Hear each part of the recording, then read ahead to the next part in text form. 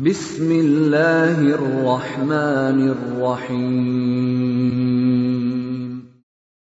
Waltakum minkum ummatun yad'una ilal khairi wa ya'muruna bil ma'rufi wa yanhauna 'anil munkar.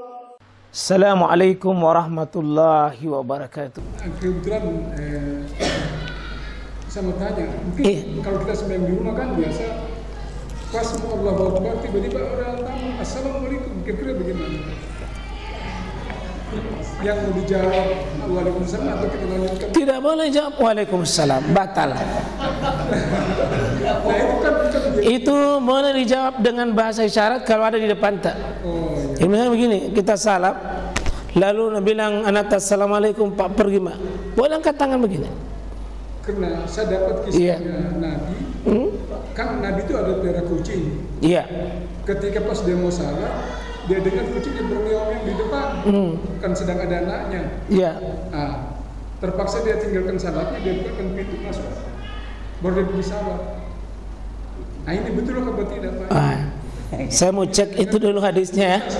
Mau cek dulu karena banyak tuh cerita Pak. Cerita, ya cerita. Butuh dicek itu. Iya.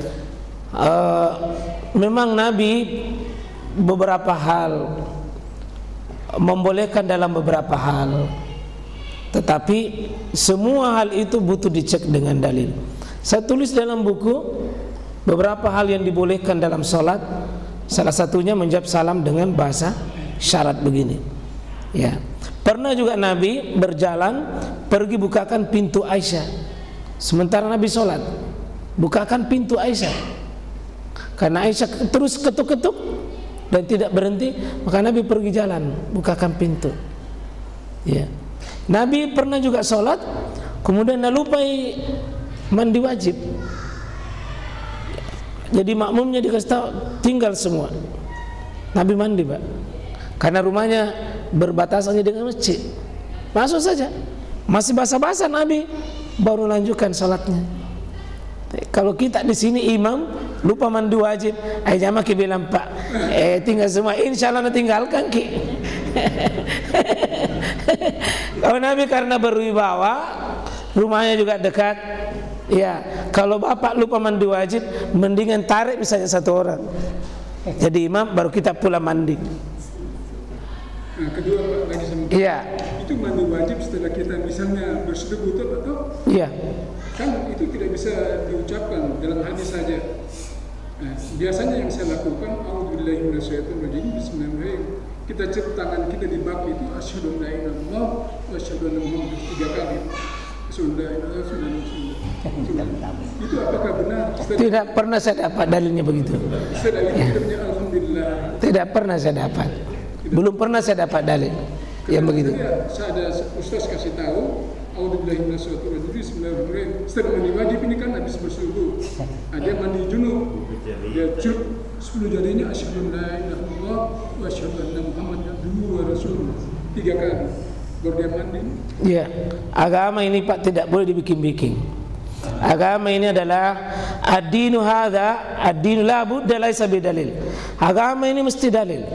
Kenapa kata Nabi, man amila amalan laisa alaihi amruna fahuwa raddun. Siapa yang berani mengamalkan sebuah amalan, kalaupun menurut dia baik, itu ditolak di hari kiamat. Man hadasa fi amrina hadza ma laysa min fahuwa raddun. Siapa berani bikin amalan yang tidak ada contoh, ditolak. Karena agama ini Pak, Allah yang berikan petunjuk, Allah yang perintahkan, Nabi yang berikan penjelasan. Karena itu kita bersyahadat, syahadu an la ilaha illallah, syahadu anna muhammadar rasulullah. Kalau ada amalan, tanya Allah, tanya Nabi, tanya Allah, tanya Nabi. Yang ada hadisnya mandi wajib, ada 2 yang paling sahih. Hadisnya Utsman, ya, hadisnya Maimunah dan hadisnya Aisyah. Itu kalau mandi itu Pak ada dalil. Karena mandi ini ibadah. Dan siapa yang paling tahu kalau mandi wajib? Istri beliau. Istri Pak. Soal mandi wajib itu riwayatnya semua dari istri. Kenapa? Yang paling tahu itu istri. Kenapa suamiku mandi? Maimunah meriwayatkan bahwa Nabi SAW itu kalau mau mandi yang pertama Pak, dicuci dulu kemaluannya, kemudian baru cuci tangannya.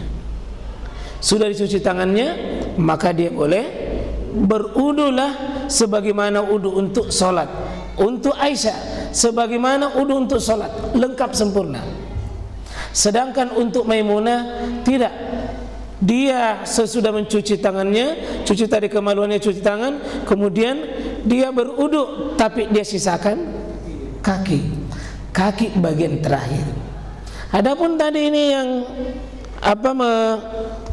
masukkan ini jari-jari ke ini, itu memang sunnah Pak. 3 kali sampai terasa. Siram 3 kali, siram juga 3 kali. Ratakan seluruh tubuh, tapi tidak ada membaca syahadat. Apalagi baca taus, pasti hadisnya dibikin itu. Tidak ada hadis baca taus kalau orang mau mandi Pak. Kalau membaca taus itu kalau baca Quran. Kalau mau mandi Pak, pasti tidak ada baca taus. Pasti tidak ada. Insyaallah. Jadi kira-kira begitu Pak. Oh, silakan Pak, silakan. Ambil. Assalamualaikum warahmatullahi wabarakatuh. Jadi tadi yang Ustaz masalah kematian. Misalnya seorang ahli ibadah meninggal, tetapi mungkin untuk kepada Allah dia taat, tapi tetangganya mungkin ada kata-kata atau perbuatan sehingga dia tidak terima. Ya, di dalam hadis dikatakan bahwa suatu apalagi seseorang, termasuk orang yang bangkrut, yang bangkrut Ustaz, karena amalannya diberikan kepada orang yang sakiti.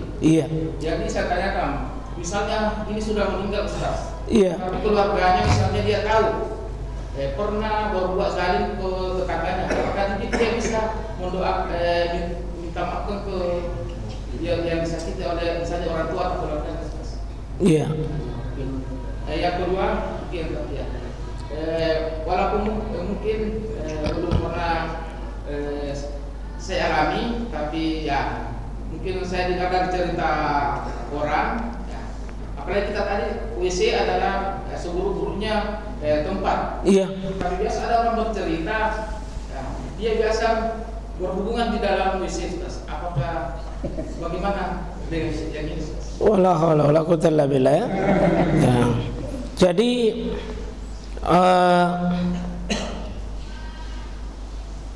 WC bukan tempat berhubungan. WC tempat buang hajat. Tempat buang hajat.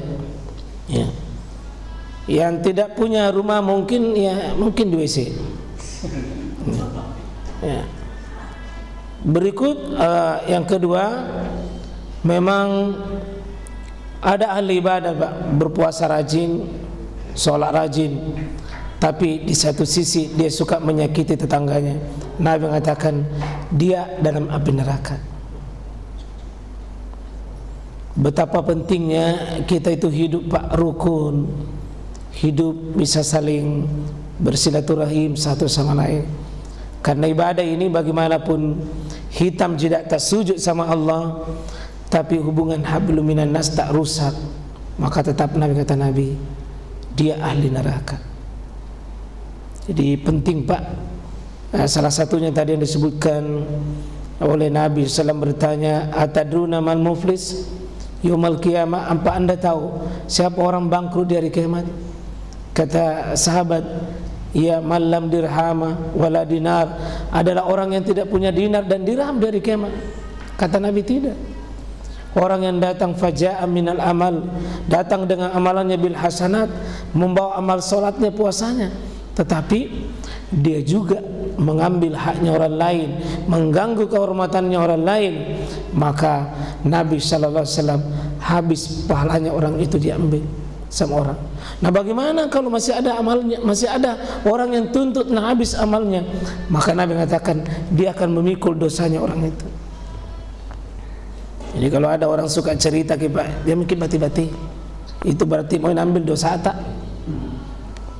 Ya, mau napiku dosa tak dari kiamat. Nah, bagaimana kalau orang ini sudah meninggal? Apa anaknya bisa? Insya Allah Pak bisa anaknya, ahli warisnya untuk bisa mintakan ampun. Tapi yang paling bagus sebelum meninggal Pak, apalah memaki, minta ampun memaki, paling bagus. Itu lebih bagus. Itu lebih bagusnya sesudah pulang ke begini Pak ya, jamak-jamak maki. Siapa tahu, karena mana pun di masjid itu Pak biasa tahu nggak ada si salah-salah. Nih mana ada tuh biasa kipas angin, satu mau dingin satu mau si anu mesti saja kah. Banyak masalah juga di masjid karena setan juga hadir tongi di masjid Pak. Jadi mudah-mudahan insyaallah kita semua bisa saling memahami ya. Ya mudah-mudahan mohon diampunkan kepada Allah kalau ada kata-kata yang tidak benar, karena tidak ada jaminan saya bisa bertemu dengan Bapak berikutnya. Subhanakallahumma bihamdik, asyhadu an la ilaha illa anta, astaghfiruka wa atubu ilaik. Assalamualaikum warahmatullahi wabarakatuh.